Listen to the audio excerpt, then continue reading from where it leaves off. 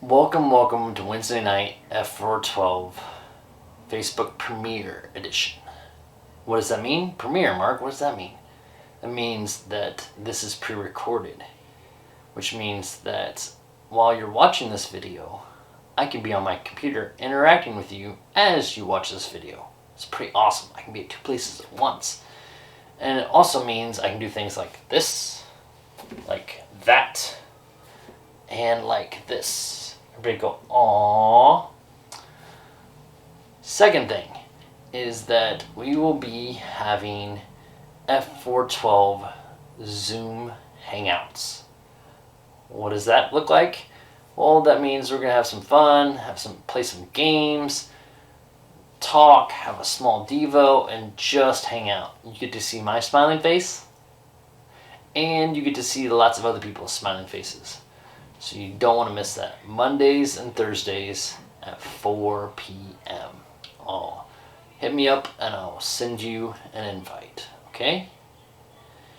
I'd like to start with this story tonight.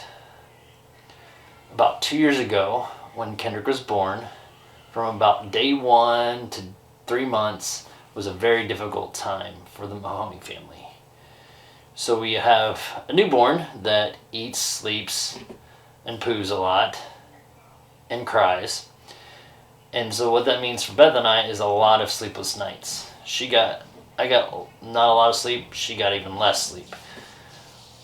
Because we had to get up, take care of him, love on him, snuggle with him. I know it's rough. And generally help him grow and live. And then, on top of that, we have my beautiful wife who was recovering from a very hard pregnancy, and very hard delivery. So she's exhausted. She doesn't feel like doing much of anything. And then, on top of that, we have two little people, Liam and Lily, who are clamoring for our attention.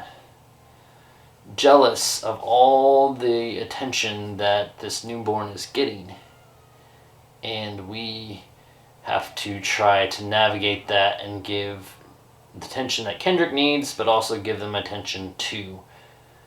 And then there's this whole responsibility of this thing called food. Like somebody has to cook. Oh yeah, that was me. And I can't cook. I am not a cook. So I made a lot of mistakes, and then we figured out that I could sacrifice and put stuff in the microwave and put stuff in the oven. And we did all right. But it was a rough 3 months for this family. Have you had any days like that? Have you had any rough days where you just thought, you know what? I just might as well stay in bed, or you know what, I'm actually going back to bed because this day is awful. Now I want you to think of the people in your life, in your circle that you know. Have you seen any rough days in there? Have you seen what's going on in their lives to see them going through rough days? Or even better, have you seen the news, or worse I guess, have you seen the news where it is bad? And I'm talking about COVID-19, obviously. It is bad out there. It is saddening with all the reporting and all of that space that COVID-19 is just bombarding. Life can be very hard. And tonight we're going to talk about the Apostle Paul. He wrote a big chunk of the New Testament, and he had more than his fair share of a rough time. This is found in 2 Corinthians 11:23-27. This is Paul.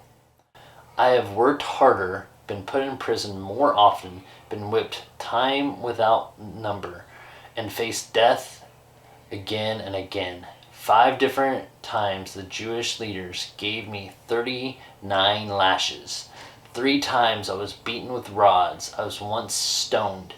3 times I was shipwrecked. I once spent a whole night and day adrift at sea. I have traveled many long journeys. I have faced danger from rivers and from robbers. I have faced danger from my own people, the Jews, as well as the Gentiles.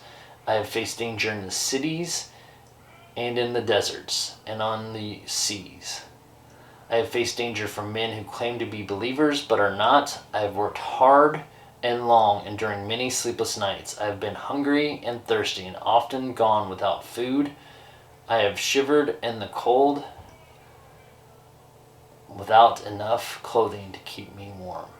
So let's list some of the trials Paul has faced. How would you feel if you were Paul with all of that? How in the world did he deal with all this? If it was me, I'd be like, do you really want me to keep preaching, God? Because this is rough. I'm not sure you want me to keep preaching. But let's let Paul tell you in his own words how he dealt with these things, because it's pretty inspiring. This is found in 2 Corinthians chapter 4, verses 7 through 9. Now we have this light shining in our hearts, but we ourselves are like fragile clay jars containing this great treasure. This makes it clear that our great power is from God, not from ourselves. We've been pressed on every side by troubles, but we are not crushed. We are perplexed, but not driven to despair. We are hunted down, but never abandoned by God. We get knocked down, but we're not destroyed. Paul doesn't diminish or discount the pain. He felt it. Yet, we want to focus on two words that he repeats in the scripture passage. But not. Listen again to these words. We are hard pressed on every side, but not crushed. Perplexed, but not in despair. Persecuted, but not abandoned. Struck down, but not destroyed. Life is hard. I think Paul is trying to use this visual of a jar of clay. It can be tossed around, it can be chipped, it can be broken, but inside of it is this treasure that cannot be destroyed. Inside, no matter what goes on the outside, the pot still has this treasure. And we are those pots because we have this treasure. And it's Jesus Christ who gives us life. You see, with Jesus, we are never alone. And Paul knew that no matter what was going on, he had Jesus within him, and Jesus was with him. And that's where we find our hope. That's where we find the strength to face tomorrow.